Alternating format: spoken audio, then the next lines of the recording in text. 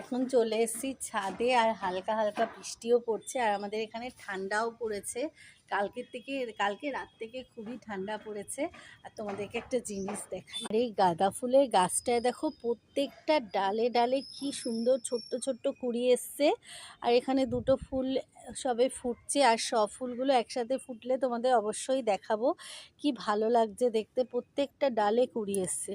আর এই গাছটার নামটা তোমরা অবশ্যই বলো তো, এইটা কি ফুলের গাছ।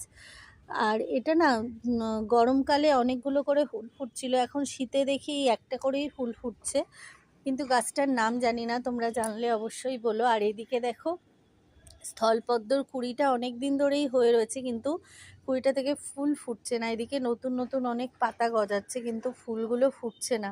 স্থলপদ্মের ফুল ফুটতে কি একটু দেরি হয়, সেটাও তোমরা অবশ্যই জানিও। আর এদিকে দেখো গোলাপ গাছে আবার দুটো কিউট কিউট